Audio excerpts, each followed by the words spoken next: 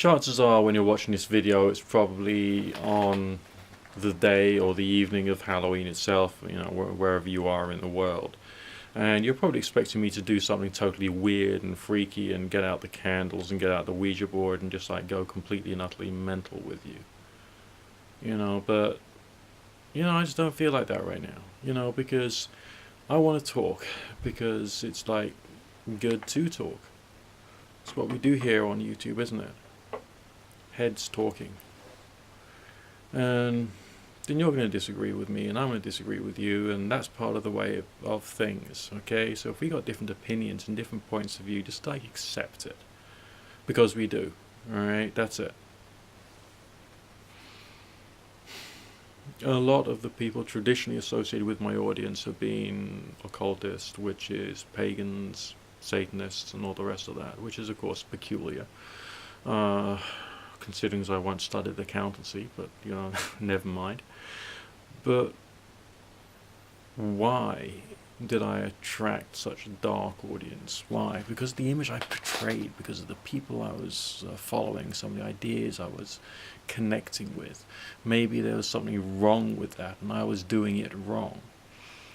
I also even mentioned the whole chaos magic thing for a fair while in my earlier days. I'm sure you can do a few searches on my channel using the search bar and have a look and see what that was all about. But none of that actually matters. If you're like doing all this weird stuff because it's like rebelling against something, then that's like the wrong motive. Alright? If you're doing something because you believe in it, maybe that is the right motive, or at least something closer to the right motive. If you're doing something because you actually genuinely want to find out, what it is that makes the world the way it is, then that will be like ultra the right method, surely. The right reason, the right rationale. And I don't think people do. What I come across, I can't do some of the things I used to do anymore. I just can't do it. I got too much of a bad taste in my mouth because of stuff. Alright, just as like you've got a bad taste in your mouth because of stuff, which has led you to become what you are. I got a bad taste in my mouth because of stuff as well. It doesn't mean to say that those who put the bad taste in my mouth were necessarily wrong as people. They just had a few wrong ideas or a few wrong explanations, or there was something wrong with the way in which they looked at stuff, or they were very emotionally connected to a particular thing and they wanted it to spread throughout the whole world. So everyone they spoke to, they had to try and change them somehow or control them. And then there was those who were just like sick people. They'd gone through all kinds of stuff when they were young, and they were still like enacting or dealing with whatever the fuck it was that was like holding them back, or using their arguments with me or whatever as like a means of healing something inside their psychology, to do with past conflicts, or the people that beat them up, or the bad relationship they had with their parents, or whatever. I don't hate them. I don't hate those people at all. I recognize that this was like an expression of sickness and sadness and damage and all the rest of that, and and everyone is carrying something. Everyone's carrying some kind of baggage, and what we seem to do, right? Well, the way I look at it, okay, is we develop a sense of identity with something. We develop a sense of what the world is really about. We get our identity connected to our interpretation of reality, and we then start to think that what we think is right and the truth. But my main message is there's always other questions. Like, the more you ask questions, the more I think that you can stop being loyal to your sense of identity, and you can start thinking about, your current sense of identity has provided you with a lot of benefits, a lot of good things. That's okay. Enjoy it. Because that's all right. But the way in which you were told, or what you were told, may indeed have something wrong with it. There's always further questions. Be what you are. Carry on being what you are. But that's like your foundation for where you are now. But it's not like where you're going. And you can hang on to it, your sense of identity, or who you are, or what you think is real, to the point whereby it becomes pathogenic. It becomes a disease. It becomes sickness. And, you just like shoot the fuck out at other people. You fire out at other people as a defense mechanism for yourself. But you don't realize you're only doing harm when you're doing it. You're only doing harm when you're doing it. And often these people are people who say that, like, if they do harm to somebody else, it'll bounce back on them 3 times. I don't fucking understand that they're doing harm just through talking. It's craziness. It's stupidity. Find out more about what's really real in the universe. I mean, each and every single spiritual school of thought has some means of receiving and some means of transmitting. They all do. Every religion does, in some respect, have some kind of means of receiving and transmitting. And even those that don't directly, they have schools of like healing or medicine associated with receiving or transmitting, don't they? Alright?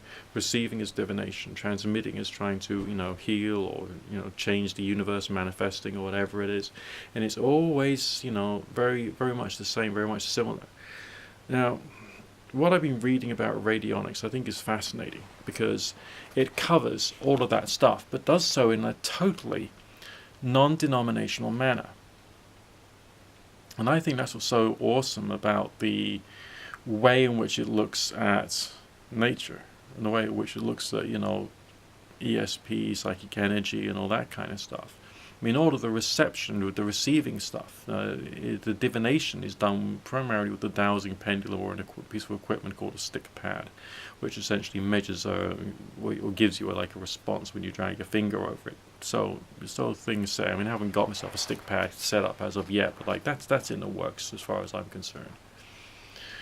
But pendulums, we all got pendulums. You get yourself a piece of string and put a fucking weight on it and read the book by Graves, I think his name is, because it's pendulum dowsing. Tom Graves, fucking awesome book, classic as far as I'm concerned, one of the best in the world. Get it, okay?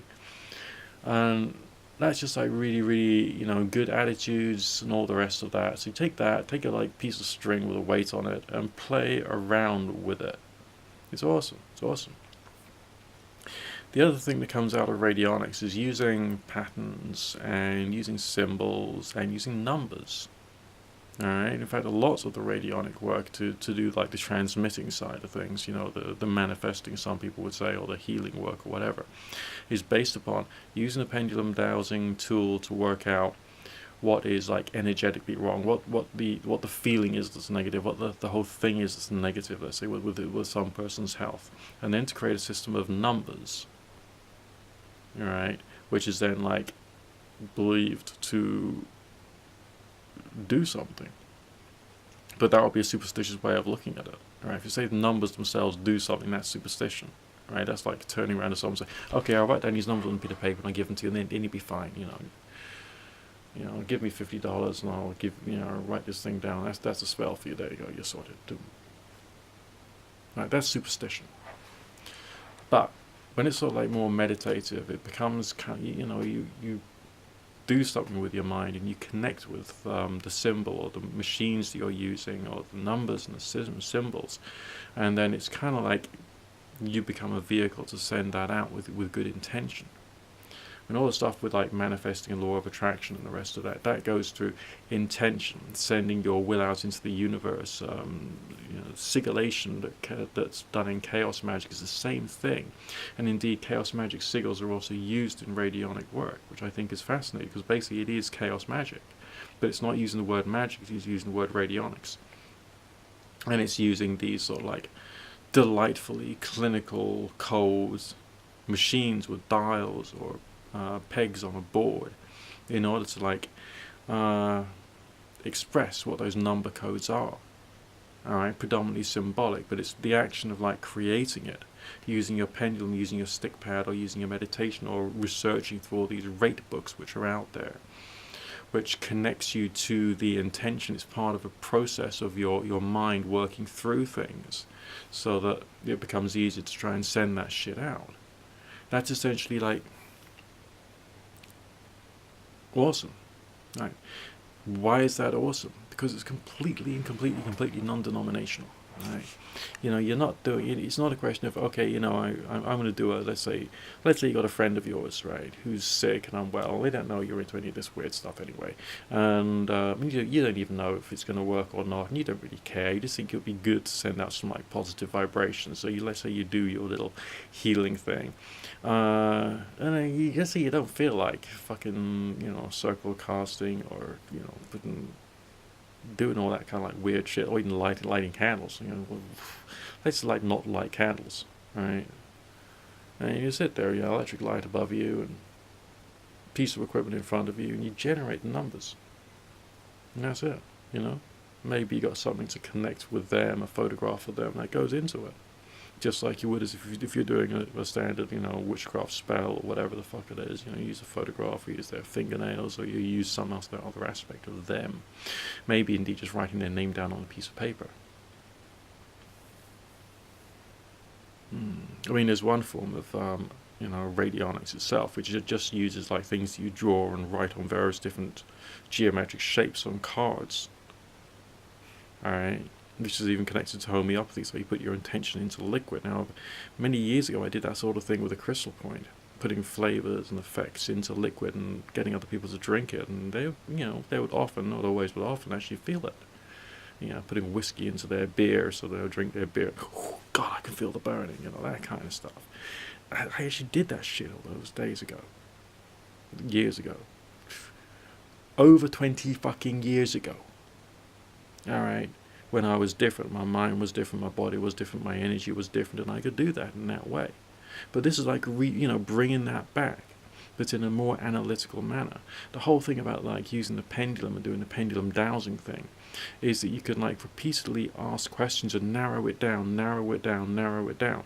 And that's why it's like such an interesting way of thinking about stuff, because it requires something which a lot of people don't want to do.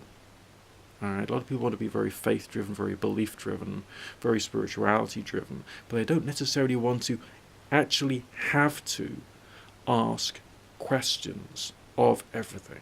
Okay, there's even like some forms of like radionic dowsing work which requires you to ask the pendulum what layer of the aura, you know, is wrong, what could have caused it, and that kind of stuff. And it's a massive list of questions. So like the whole process of like thinking about stuff and breaking it down is building up a model in your mind, so that at like the moment you can like send stuff out. But it's not like the intensity of a state of gnosis or whatever that is. Okay, I still haven't seen a proper definition of what the state of gnosis is. I've just seen different people writing down, "Oh, it's got to enter into a state of gnosis and your magic works." I mean, for fuck's sake.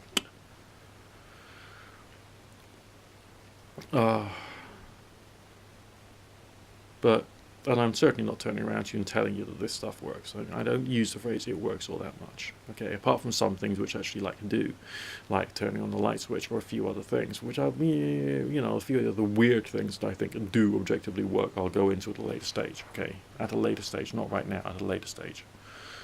But, you know, this thing